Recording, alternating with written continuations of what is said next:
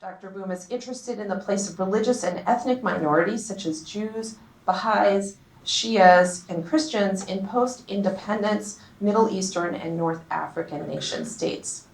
He's the author of the wonderful book, Memories of Absence, How Muslims Remember Jews in Morocco, co-editor with Sarah Stein of Wartime North Africa, Documentary History 1934 to 1950, and author of the forthcoming, well, actually already just published, Graphic History, Undesirables, A Holocaust Journey to North Africa. He has also been featured in at least one very interesting documentary called Ziyara about the Muslim caretakers of Jewish holy sites in Morocco, such as cemeteries, shrines, and old synagogues. So finally, I want to add that his work really highlights for me the importance for historians of the work that anthropologists and sociologists do, because through their research methods, they're able to access and record voices of people who otherwise would not leave footprints in the archives, or whose traces there would be shaped by other people's agendas and concerns. So without further ado, please welcome Dr. Aomar Boum.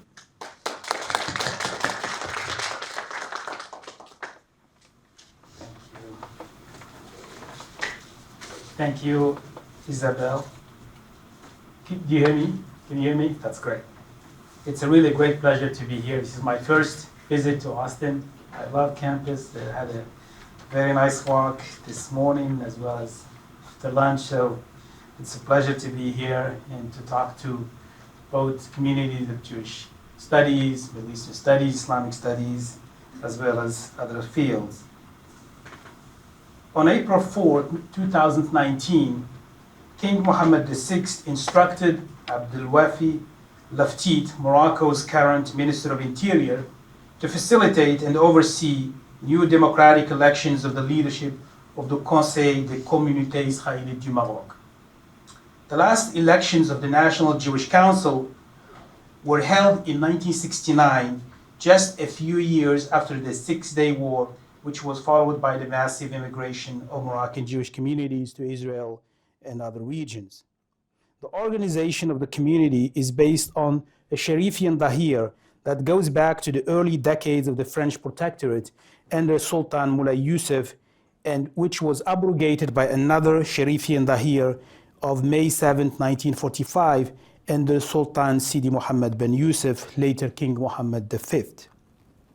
On July 13, 2022, King Mohammed VI approved the establishment of 3 new national representative bodies of the Jewish community, which include, in addition to the traditional National Council of the community and its regional committees, a National Commission of Moroccan Jews living abroad, as well as a Foundation of Moroccan Judaism, which you can see the Dahir here. That's the recent Dahir, which became a law and was published in the official national paper. These recent royal directives are preceded by the 2011 constitutional referendum, which officially recognizes and enshrines the Jewish heritage as a constitutive element of the Moroccan national identity. Although the recent political, social, and economic context of Moroccan-Israeli normalization may look as the leading impetus of these royal and statal decisions, I argue that these much-needed measures were decades in the making and are part of the Makhzan, or the state, engagement with, quote-unquote, the Jewish question during the reign of Mohammed VI. This work started during the reign of King Mohammed Hassan II, but its rhythm accelerated and took different forms, particularly in media, civil society, and non-academic circles after the enthronement of the current king in 1999. In fact, the historical memory of Moroccan Jews cannot be divorced from the larger reconciliation of Mohammed VI undertook in the years of his reign.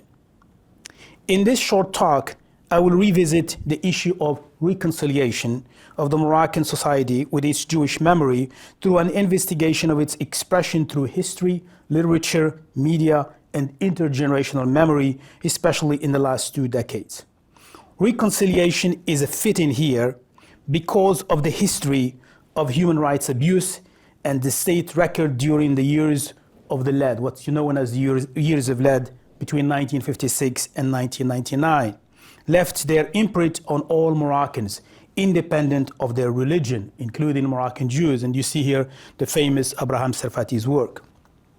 The monarchy has indeed, since the time of Mohammed V, maintained strong relations with its Jewish subject in the Jewish communities across the country. Morocco as a nation continues its own search for a way, quote unquote, to recognize and accept its Jews while being sentient to the question of Palestine. In many regards, and unlike any other country in the Middle East and North Africa, the Moroccan state has adopted, and it's not my word, an exceptionally unique approach, end of quote, to this complex matter. It is true that the number of Moroccan Jews decreased from 250,000 Jews in the 1940s to less than 3,000 today. While the number of Jews living in Morocco diminished, the number increased in Israel, making over 1 million out of 7 million Israelis today, approximately today. An important population that, unlike the 1970s, when Moroccan Jews were at the margin of Israeli society, constitute today a political force whose votes are sought after by all Israeli parties. Official Morocco has yet to account for this Jewish immigration and its impact on the historical process of erasure and inclusion of Moroccan Jewry in the national narrative. It could be said that the official dilemma lies in explaining why Moroccan Jews left to Palestine, Israel, and how their involvement in the conflict impacted their place in Morocco. The absence of a large Jewish population did not impact the official treatment of Moroccan Jews within Morocco. In fact, the state has maintained positive relations with its Jewish community across the globe and expanded its public discourse about Moroccan Jewish culture and history by naming Moroccan Jewish representatives in many national and international committees, giving visibility to its Judaism in media, museums, movies, literature, upkeeping Jewish synagogues, Jewish quarters, or known as mellahs, and cemeteries. And you can see here one of the Muslim caretakers of Jewish cemeteries. This is actually a tradition that goes back to the post-1960s, where you have all of the cemeteries and synagogues that are empty are taken care of by Muslims. The difference, however, is that King Hassan II, this is a key point here, kept the channels of communication through Moroccan Jewish leaders in Israel, Europe, and the Americas, whereas King Mohammed VI created a space on the ground through a bottom-up engagement with society, using different channels and encouraging more Jews, Moroccans, and others to visit and encounter its Judaism. Taking this context into account, I turn my attention to highlighting some of the general characteristics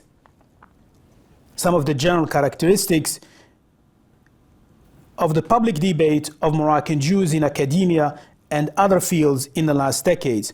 In the entirety of the Middle East and North Africa, engagement with questions related to Moroccan Jews is by far the most important, after, at least in the 1980s, the Jewish communities of Yemen.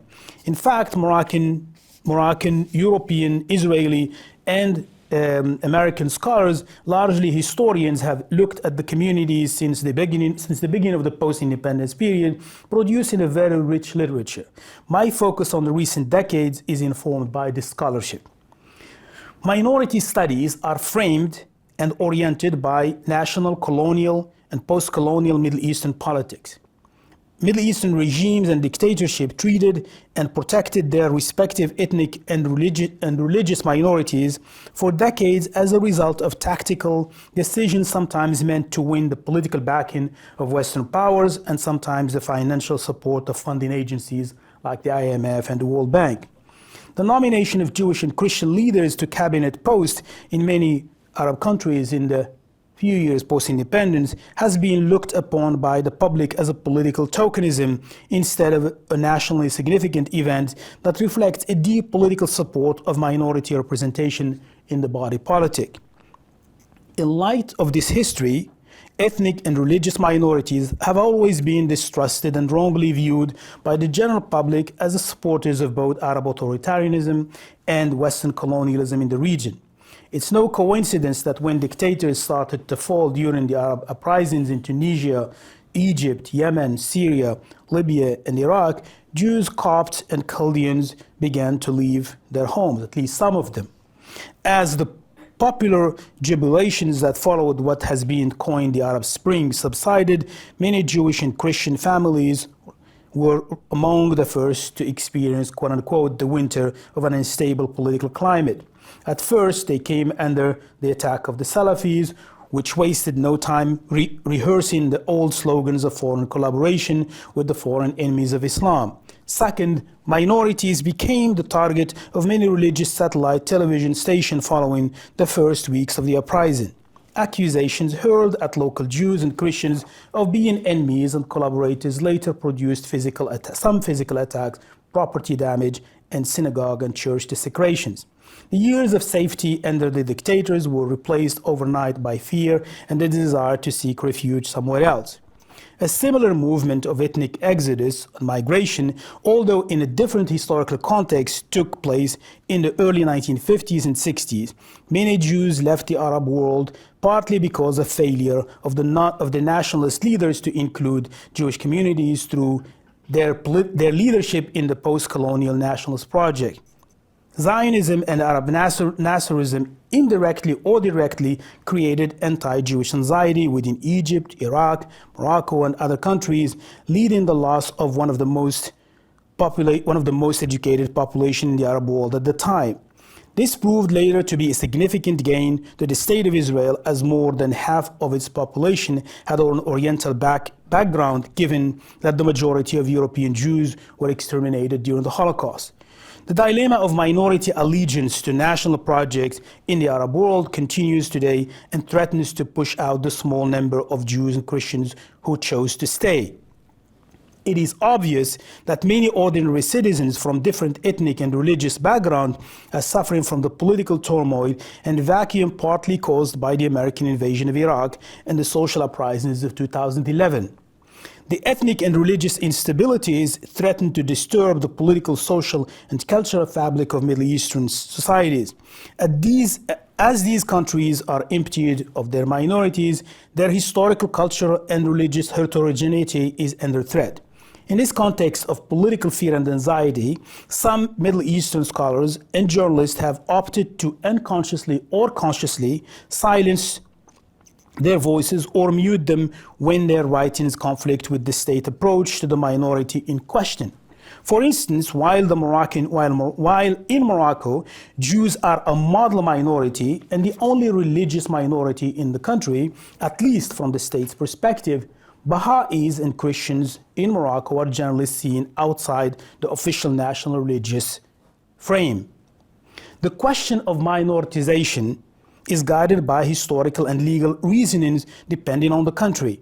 The scholarship on the taboo of minority is guided by these overt and covert official and bureaucratic nods of approval and signs of prohibition. With that said, I argue that the forms of minoritization present in Middle East and North Africa require to be nuanced through the Moroccan case. Despite the history of Arab Palestinian-Israeli conflict, studies about Moroccan Jews are rarely silenced, as was the case in other parts of the Arab world. Isolated research projects, although not entirely welcomed in the Moroccan university in the early years of independence, were allowed to take place. In the meantime, state agencies, including the Ministry of Education and public universities, have done little to change negative attitudes toward Jews by educating young adults with limited knowledge of Moroccan Judaism and Jewish communities to accept cultural and ethnic differences, at least until recently. The task of responding to the national cultural diversity and historical complexities was left until recently to a few individuals, historians, journalists, writers, and artists, while the state treated the question through tourism and cultural festivals. The widening gap between Israelis, Palestinians, and Muslims, as well as Jewish communities throughout the world, didn't deter a few Muslim professionals and amateur historians in Morocco from taking the risk of writing about and working on this topic despite the prospects of being stigmatized as agents of Israel. In fact, and before and after months following the normalization treaty with Israel, a number of amateur historians and local Jewish communities have been self-published on the Jews of some communities like Bijad, Bzu, and Qasr Kabir. These are small communities that I will come back later to. I argue that these amateur historians indirectly contribute to the normalization of the new political discourse, especially because they highlight the, quote unquote, the coexistence between Jews and Muslims. One of these,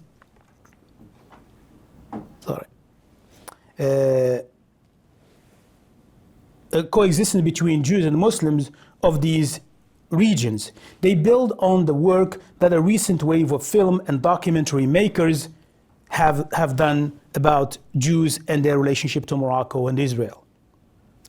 While the real, quote, while the real Moroccan Jew, between quote, was receding from the Moroccan life and the educational curricula, another Jew, quote, Israeli villain characters in serialized television dramas took his place during the last decade of the 20th century, at least in some, even in some Moroccan television program.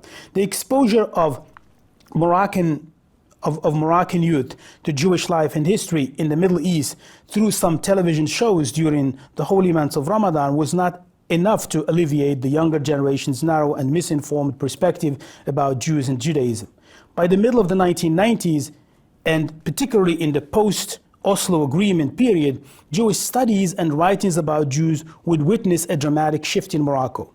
The state loosened its control of the media and encouraged free expression, opening the gate of alternative framings of historical memory that differed from the official narrative during the pre-1990s.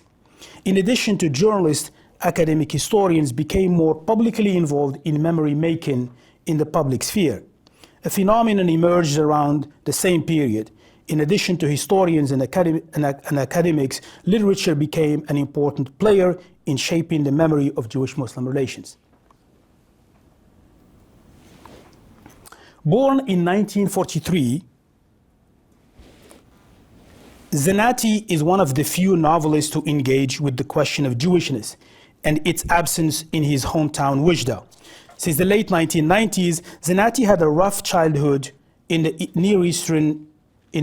northeastern city of Oujda, Morocco. After the death of his father, a tirailleur in the French colonial army during World War II, he was orphaned and lived in the street of the city until he was hospitalized with a hard case of tuberculosis, which he survived after a long recovery. Without formal schooling, Zenati became a self-made artist and writer.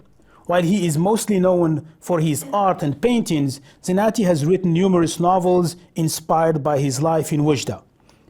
Jews and Jewish-Muslim relations are central themes in his 32 novels and poetry collections. His most important, mostly self-published novels that touch on the subject of Jews and Jewish history and memory are Mon ami Chita, Le Juif, Le miel de la haine, et Merguez Harissa. Writing exclusively in French, Zenati discusses different dimensions. I'll get back to the question of language and memory and writing, especially between Tamazight and French and Arabic, and later on and now English. Zenati discusses different dimensions of Jewish history in Oujda, from Jewish life in Morocco to their migration abroad. For instance, in 2008, he publishes Merguez et Harissa, where he discusses the relationship between Jews and Muslims in Oujda.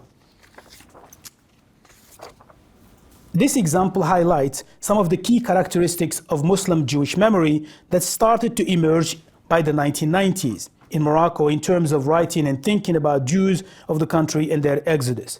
As a Moroccan Muslim, Zenati reflects on his lived memories of the Jews of Oujda through a nostalgic prism of the past characterized by feelings of friendship and amicable relations with Jews.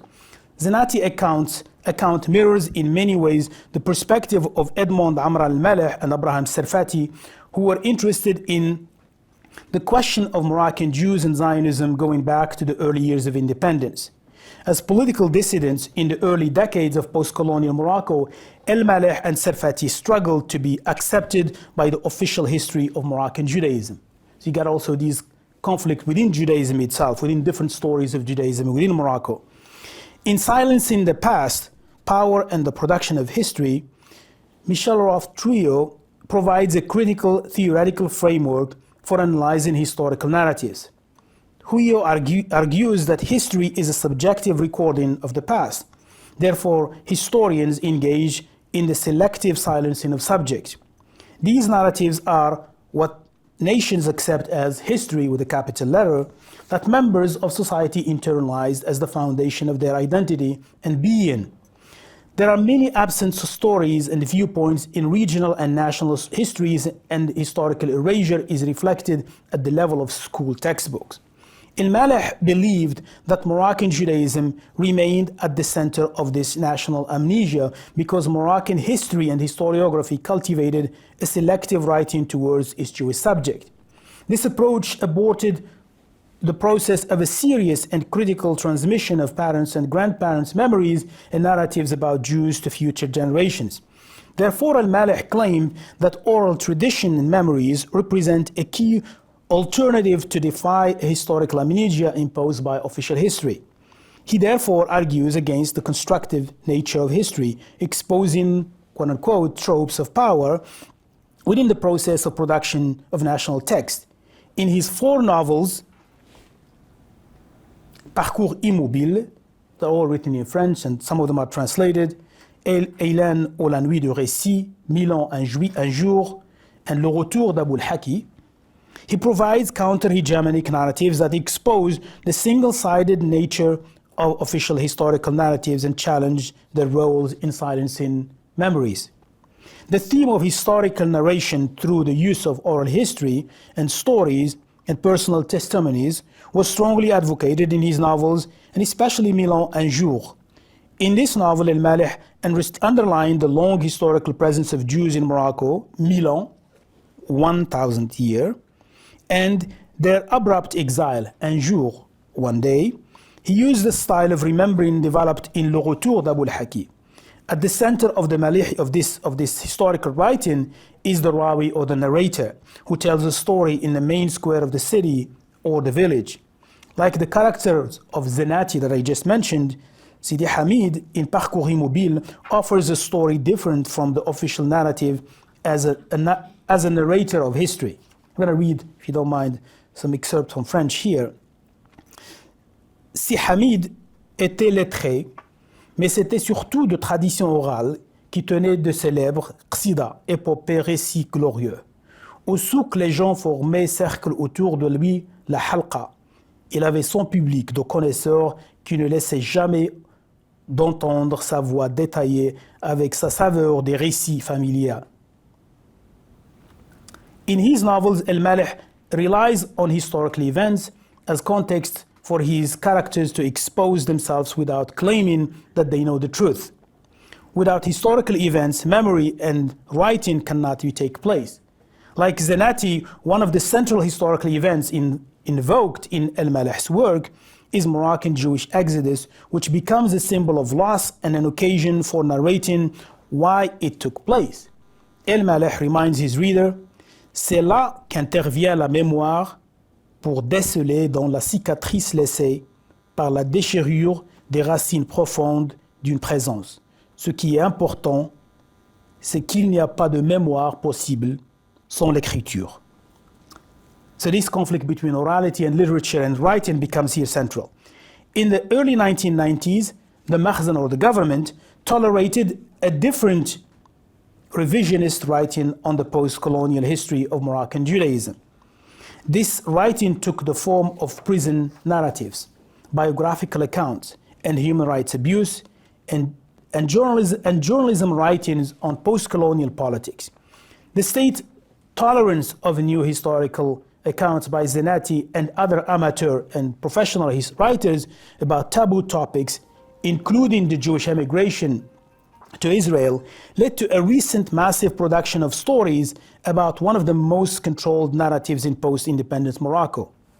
Given this new context, El-Maleh's characters remind us about this sacred account of official historiography and cautions future historians. And the last quote here, du bon usage de la biographie, de l'autobiographie, Méfiez-vous, méfiez-toi, mon cher frère, de ce coup d'État, de cette subversion d'ordre vivant, de ce plaisir subtil de composer une vie sur la blancheur docile d'une page blanche, la composer, savouer le petit détail qui humanise l'homme. Of the good use of biography, of autobiography, beware, beware, brother, of this coup d'etat, of this subversion, the living order of this subtle pleasure of composing a life on the docile whiteness of a blank page, composing its savior in the little detail that humanize man, with a capital M. El-Maleh's historical narratives are told through a narrator that uses a monologue without beginnings and ends. If the history of Moroccan Jews has been selectively silenced and unconsciously marginalized, writers should be allowed free and indirect speech to express their views about the once living Moroccan Jewish community. The tradition of writing about Moroccan Jews through novels and literature continues today in literature and produced by Muslim novelists. As Brahim al-Ghibli argues in his work, it is preceded by a school of historiography of Jews and Judaism in Morocco that began in the late 1970s, and I turn my attention to in this last section before I close. Since independence, the state has opened its archives and institutions and granted permission to anthropologists and historians to do fieldwork on Jewish topics. Histories and ethnographies on the Jews of the country were written by Moroccans and foreign scholars as early as the 1960s. Within the Moroccan University, German Ayyash planted the early seeds of a conversation about the establishment of an indigenous Moroccan school of Jewish studies from within the country, especially at a time of a continuous Jewish exodus. This led to the emergence of what will later be known the Rabat Jewish Studies School, led by Mohammed Kanbib and Jama' Baida, whose work focused on the Jewish communities and other minorities, including Christian. Kanbib and Baida, in addition to other historians with a limited research focus on the Jewish community of Morocco, later trained a second generation of historians who taught at the universities across the country, in Fez, Rabat, Oujda, Tétouan, Meknes, and other cities. Ayyash called for a strong school of Moroccan Judaism within the Moroccan University based on a collaboration between scholars of Moroccan Judaism abroad and researchers within the country. This was actually his motto, is that this collaboration was central to any success of a Jewish studies within Morocco. He noted that while the outside team can continue its research on the religious and social institutions of the country and the community, the insider team is well placed to describe and analyze the ongoing relationship between Jews and Muslims. Ayyash called for the institution of a school of Moroccan Judaism in the early 1980s, made little progress outside of the scholarly work of Mohammed Kanbib, Jama' Baida, and a few other Moroccan scholars. It was not until 1997, again, this year I keep going back to 1997, it's really an important date, right post-Oslo, when Jama' Baida, the current director of the Les Archives du Maroc, co-founded with a group of scholars the Groupe d'études et de recherche sur le judaïsme marocain, within the School of Humanities at the Université Mohammed V in Rabat. The primary objective of this group was the promotion of Morocco's linguistic, historical, cultural diversity through a research focus on its Jewish communities. Despite its publication of a total of 6 manuscripts on different Jewish communities of Morocco and organizations of a number of conferences on the topic, this group was unable to build on a long-term research interest group on Moroccan Judaism among both academic and general audience. The designation of Serge Berdugo as Minister of Tourism in 1993 gave more visibility to Moroccan Jews. King Hassan II appointment of Serge Berdugo, the then and current president of the Council of Moroccan Jewish Communities, as Minister of Tourism in government of Karim of Mohammed Karim al-Amrani, as well as an ambassador at large, a position he still holds, had a direct effect on tourism, but also it played part of the Palestinian-Israeli conflict, because Serge Bergigo had a lot of relationship with the post-Oslo agreement government, Palestinian Authority government. So you can see here the beginning of the Palestinian question, as well as the revival and the beginning of this Jewish revival in Morocco, really tied together. Today, Morocco, this also, in terms of tourism, the number of international Jewish tourists increased. Since then, Morocco has built a global, quote unquote, brand of religious tolerance, end of quote, which had already been put in place before the Moroccan-Israeli agreement in December 2020. Today, Morocco rivals Israel as a destination for Jewish religious tourism. A close look at the rich corpus of newspaper articles that are published in Morocco reveal that the trend in the representation, this is another major point that I would like to make here, in the representation of Moroccan Jewry since the 1990s began to move away from the near-sole focus on Israel-Palestine conflict to an ever-increasing interest in Jewish life in Morocco. Simon Levy, the founder director of the Jewish Museum of Casablanca and Secretary General of the Foundation of Judeo-Moroccan Cultural Heritage, led another major process of revitalization of Jewish heritage. Coinciding with the Center of Research that Jama Bayda established, it later emerged as the first Jewish museum to house cultural and historical artifacts of Moroccan Judaism. Simon Levy was largely credited. Simon Levy is also part of the same school that Edmond Amr al-Maleh and Ibrahim Sarfati are formed. These are leading communist, anti-Zionist Moroccan Jews within Morocco who opted to stay on the very critical of Zionism within Morocco. Levy realized the revival of Moroccan Judaism was contingent upon the conservation of synagogues and Jewish cemeteries in Morocco. Therefore, in the mid-1990s, he launched a number of projects to restore synagogues in Fez and the Atlas Mountains. Under his leadership, the Moroccan Foundation for Jewish Cultural Heritage engaged in the restoration of synagogues such as the 17th century Ibn Danan Synagogue in Fez, Rabbi Baruch Toledano Synagogue in Meknes, and Rabbi Isaac Ben Walid in Tetuan.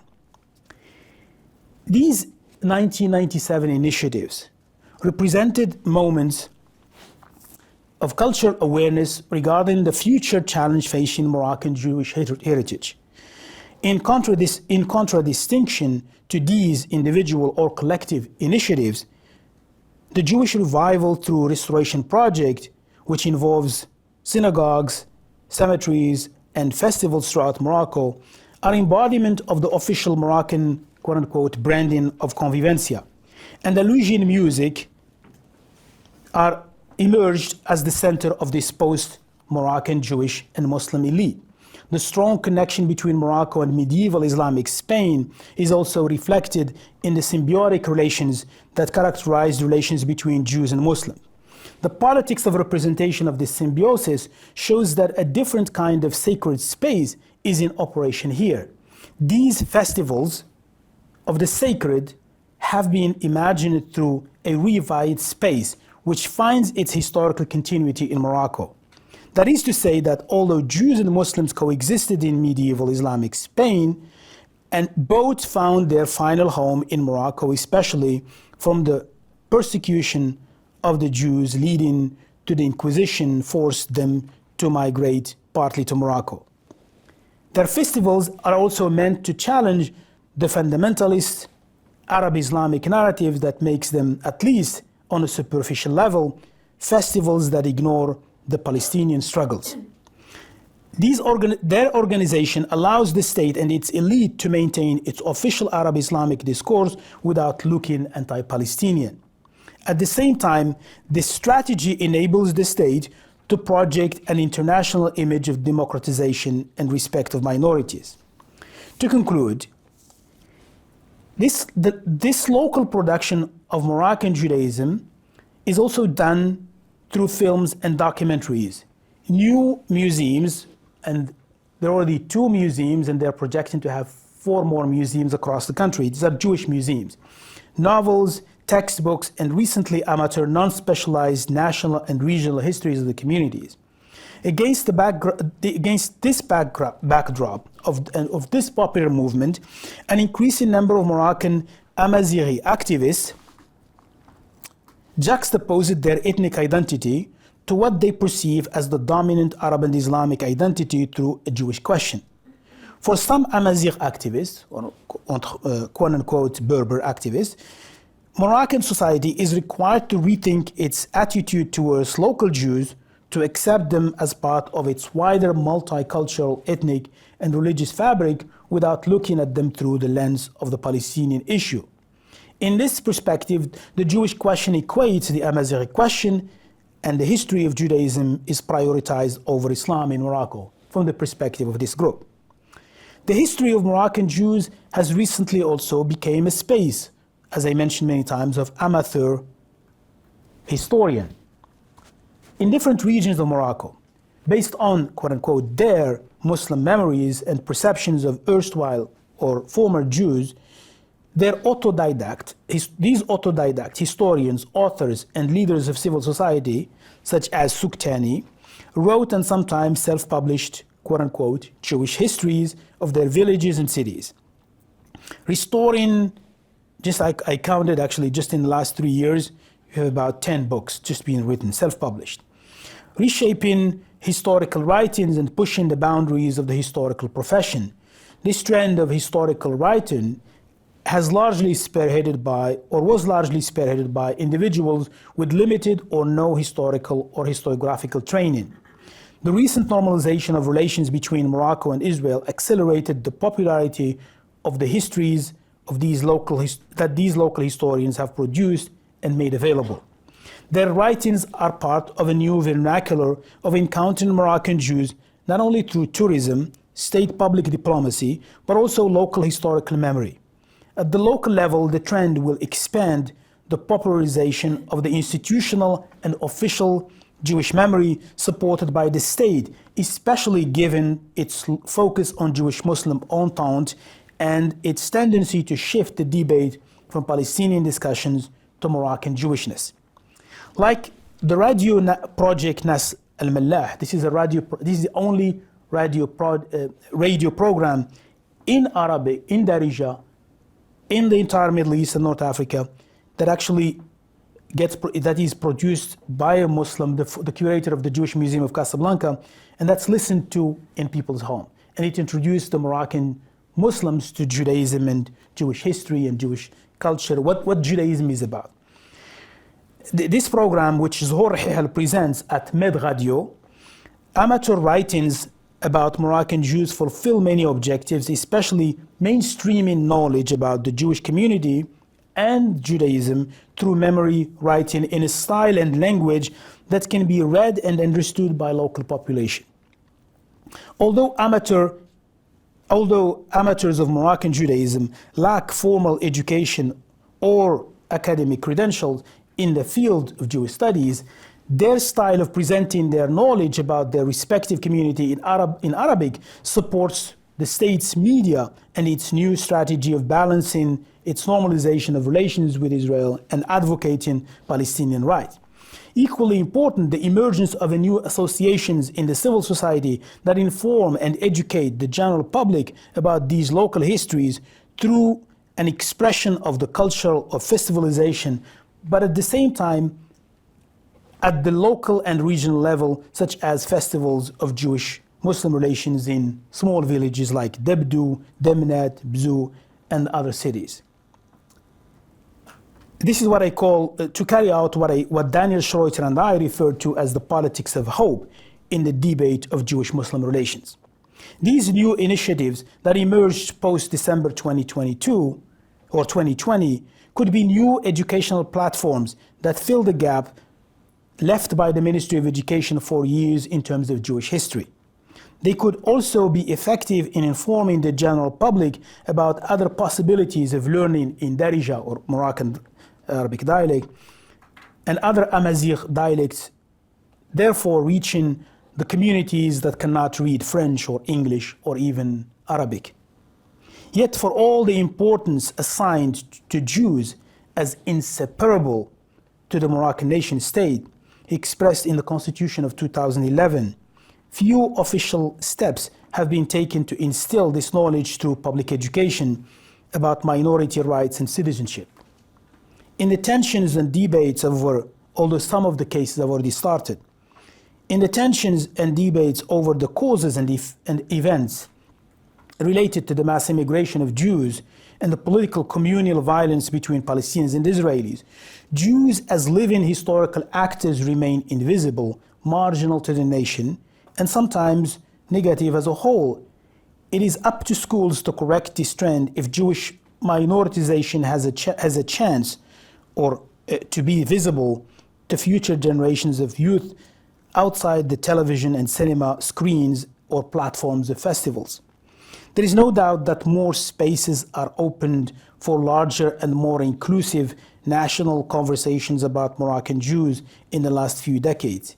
Yet, as Trujillo suggested, and El Maleh and Sarfati underscored in their writings, the historical transmission is still administered by official narrators who control the platforms of Jewish histories and memories in the nation and therefore regulate discussions on Jews as a model minority.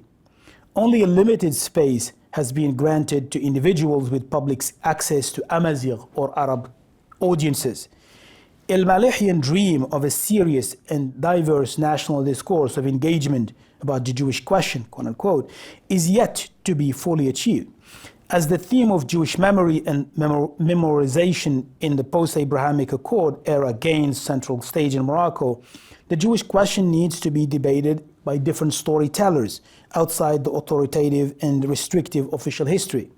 In the words of El Maleh, the Jewish question in Morocco needs a flexible historical narrative that allows the multiplicity of voices and languages as Ayyash recommended.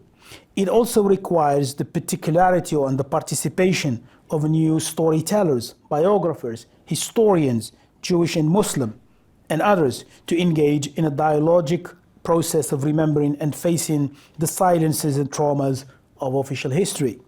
In this context, as personal memories emerge and collide with each other and contradict themselves and challenge official narrative, new civic spaces will be created for Jews and other minorities and the general public to participate and therefore upheld the legal and civic obligation outlined in the new Constitution of 2011.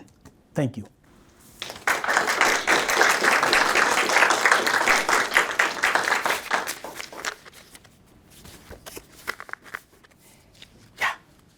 Yeah, I can. Thank you so much for your talk.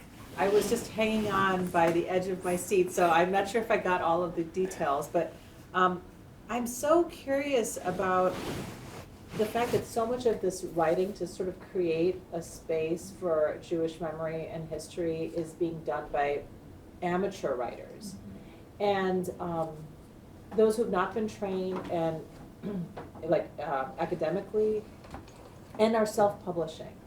So can you maybe shed a little bit of light on, are their writings not being picked up by established presses? Are they not sort of like sophisticated enough? What are some of the reasons that these writers, did I understand that correctly? I think, so this trend is a recent trend. So if you look at the majority of writings that have been done within Moroccan universities, were done, as I said, by an early school in the 1970s, early 80s. And those are really, I would say, trailblazing work. I'm myself influenced by some of these authors.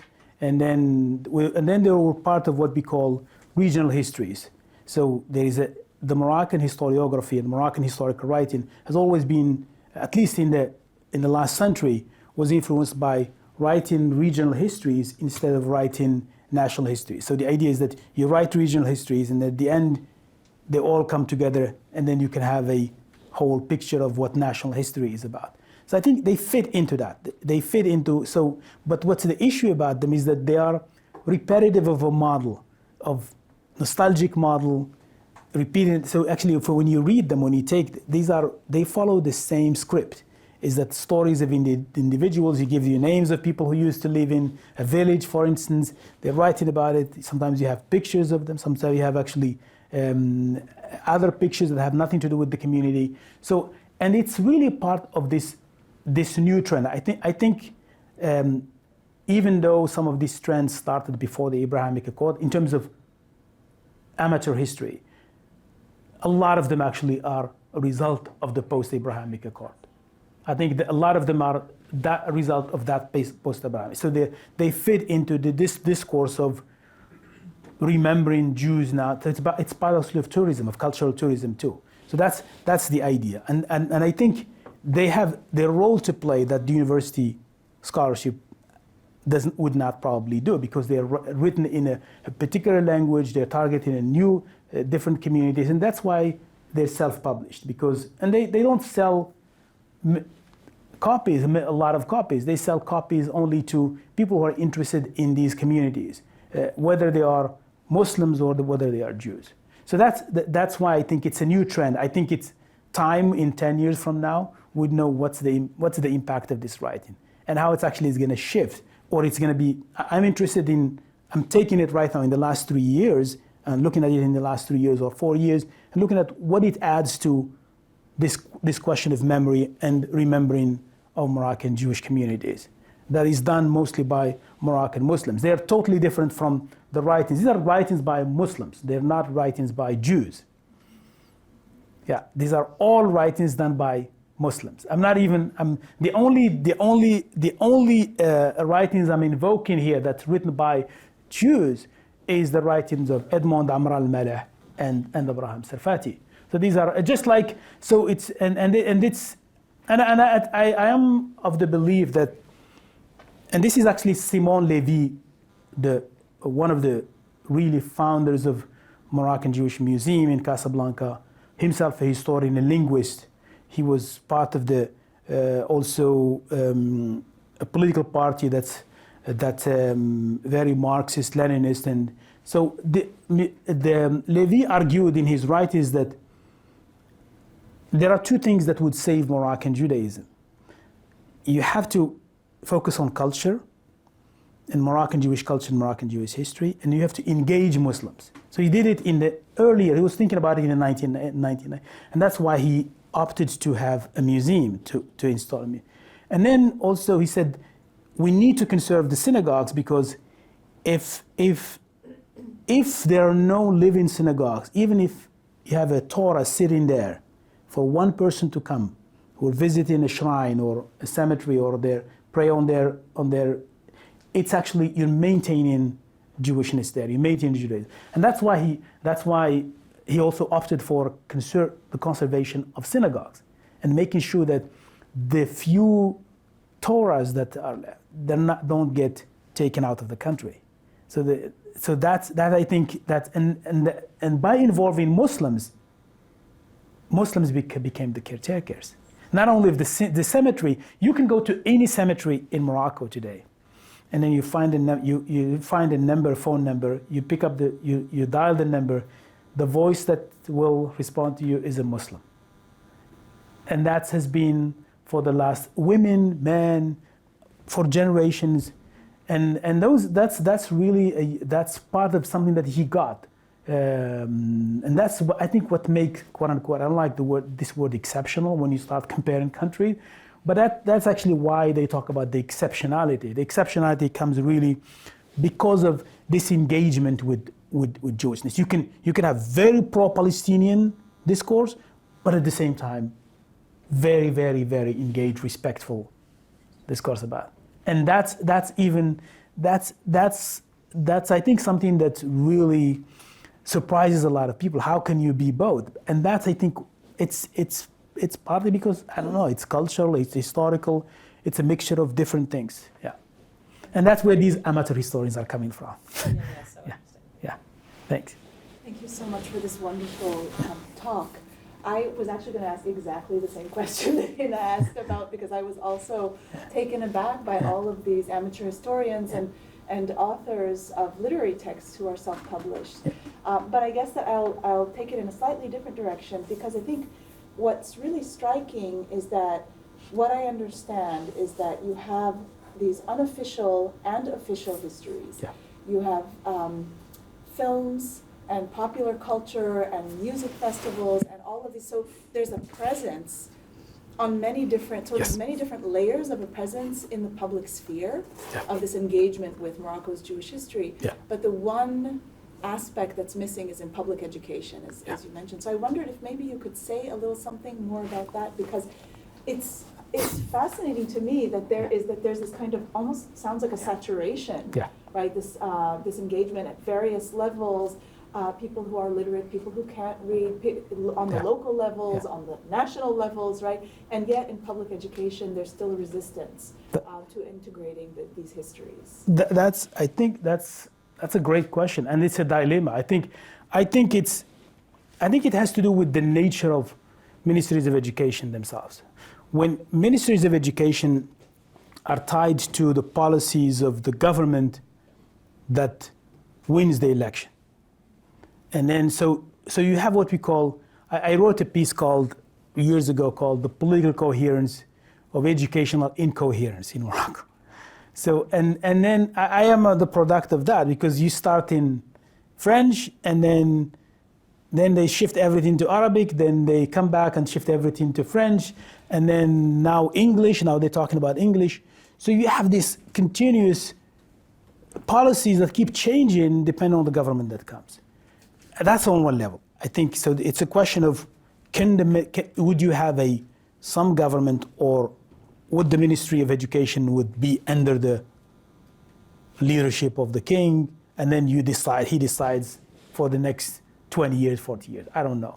Then you have also politics about how the big elephant in the room, which is the Arabo-Israeli conflict. I think so. There is still an engagement. To what extent how much you would teach? Now, with all of that said, there is a very, very, very serious discussion right now in the last 10 years about including Jewish history in textbooks, just like what you did with Amazigh history, with Jewish history, with Saharan histories, and all of these things. There is a very serious conversation going on. I happen to be part of some of the people who are in this conversation. So, and I think they've already done some changes, but they're minimal. I think there is still, these are just changes that are happening in textbooks of geography, history, textbooks of Islamic studies. So all of these, and they're not called on by outsiders. These are really conversations happening internally. And then they're including both Jewish members of the community as well as Muslim members of the community. So, and it's taking time. So I think it's probably 10 years from now, you'll have a different scene. But it has to also to be supported by training too, and training. So you can't only put the textbook and then the teachers have no idea what they're talking about. So that's, I think, where the debate is happening. What you can include depending on the level of kids and education, what kind of level, you go middle school or high school or primary school, and at the same time, who is gonna follow up for in the next 10 or 20 years to make sure that what you are introducing is actually in the same way following what the training, the continuous training of teachers.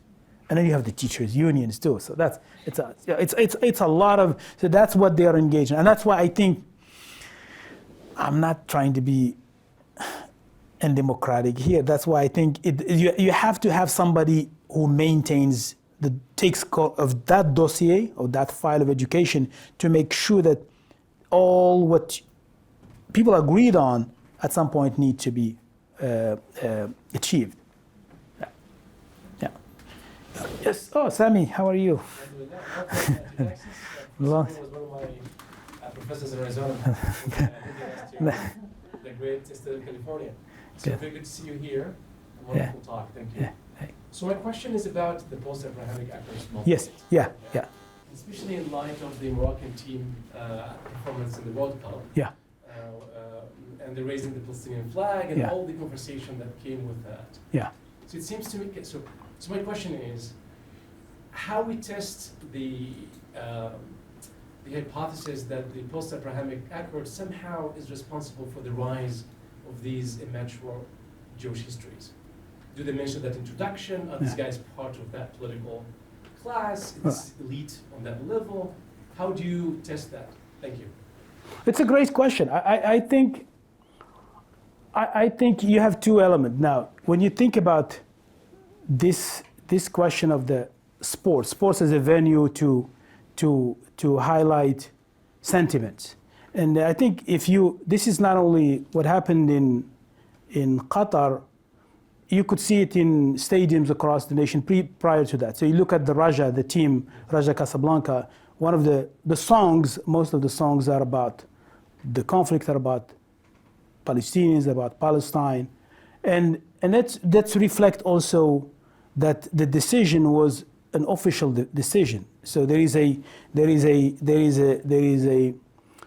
think, yes, you could have, and I've seen this I was talking to some colleagues this morning, and then you could see if you could have, for instance, a Moroccan Jew with an Israeli passport in Morocco, in conversation with a Moroccan Muslim, and the moment that person shifts into Darija, it's a totally different story. That is a Moroccan. So that's actually the complexity of what being a Moroccan Jew means to Moroccan Muslims.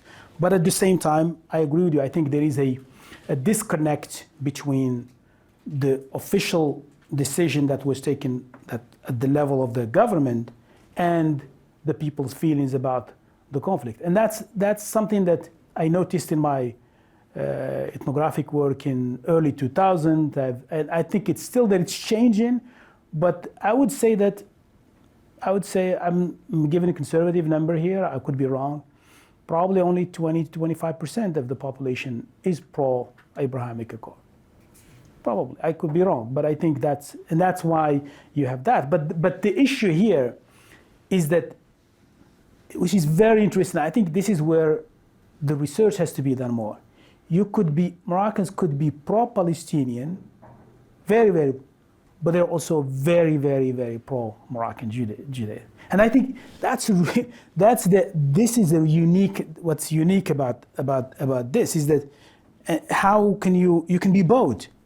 And that's why I think you have Moroccan Jews in Brazil, in the United States, in Tel Aviv, in other places, raising the Moroccan, even though a lot of them were mad at the Moroccan team holding the Palestinian flag in the stadium. But you can have, so that's where I think, from an anthropological perspective, there is that I would love to see more research done on that level. Yeah. Yes. So, thank you so much, Professor Boum, for a wonderful lecture. My question, a lot of this post-Abrahamic Accords moment seems to me to be driven by nostalgia for what was.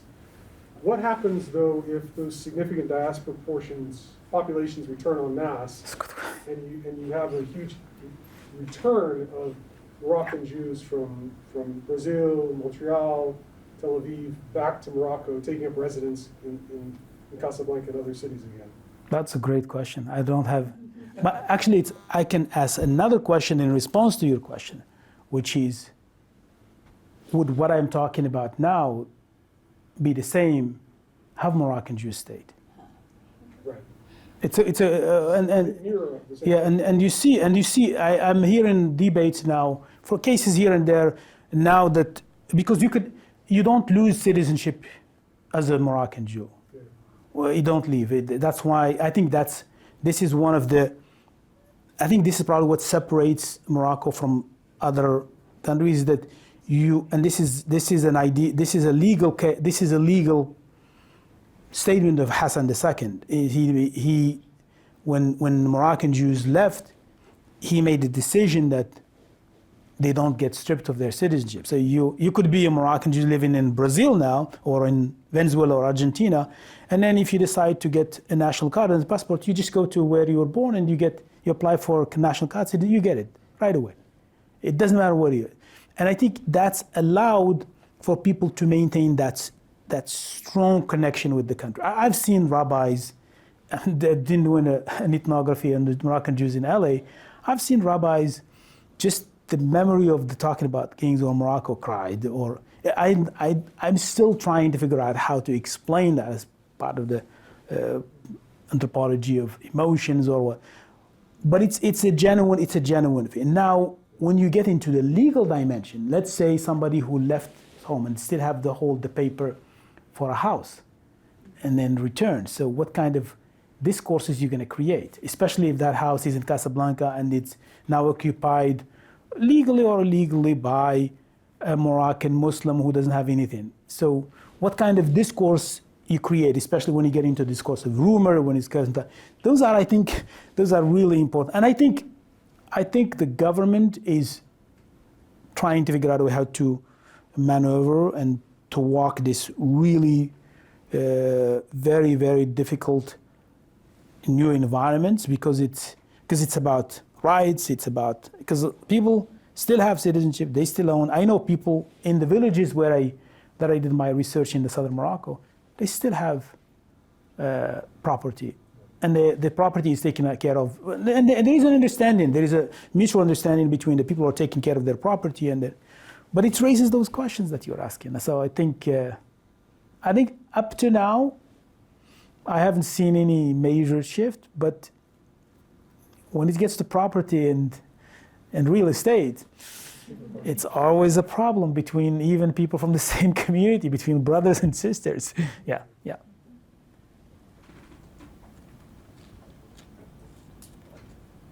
Yes. So, you started off with the fact by setting some of the period of your history during the years of lead. Yeah. And which is Hassan II. Yeah, King Hassan II. Yeah. Was it before him or just during his period? Yeah. So it's interesting that he had he kind of initiated. It sounds like, or reinforced this sort of protection of Jewish culture and investment in Jewish preservation. But he's also known for being particularly bad on human and civil rights, So I assume you brought that up in the beginning for a reason. Yeah, because Weird kind of it connects to the monarchy as this protector for centuries. Doesn't start with Hassan II. The relationship between Jews and monarchy and the government, and especially the sultans before the monarchy, the sultans has always been this way. So you have in every prayer on Shabbat, before Shabbat, or in a synagogue, you start with the prayer for the king. They do it here in LA, they do it everywhere and outside. So I think that sets the relationship, that it's a relationship that is at the highest level of the state. It's a relationship of protection. It's a relationship of subject. I don't know if you remember when the representative of the Israeli government came to the Rabat to sign the agreement, the head of the Israeli intelligence, he bows, and then in Moroccan Darija, he basically greets the king, not as an Israeli, but as a Moroccan, with the greetings that you do in front of the Sultan and you do in front of the king. So it's really, that's, I think, what sets the position. I have stories, interviews that I did with Moroccan Jews where they say they didn't leave during the wars in the 60s and 50s. They decided not to leave. But the moment you have a coup d'etat against Hassan II in early 70s, many of them started thinking about leaving. It's a total different connection and relationship between Moroccan Jews and the monarchy. That's why I start, and I really think it's a guarantor of, it does guarantee that space, this relationship that they have with the monarchy. It makes things totally different as far as it's a very important variable that highlights and then makes this relationship the way it is today. Yeah. Yeah. And basically, last thing, the two kings had different views. Hassan II was playing at the highest level. No, it was a dossier, it was an issue that under his total supervision, the new king actually made things different, changed the whole thing. Said anybody, you have different conversations, different players, different age. Everybody's, so what I call here the outsourcing of the Jewish question. It's not only a state project, it's different players within the nation trying to play a role in that, depending on who is doing the backgrounding and the foregrounding. Yeah, thanks. Thank you, Professor Boum, for a wonderful lecture and a very dynamic conversation afterwards. Let's please join me in thanking Professor Boum for his presence here on campus.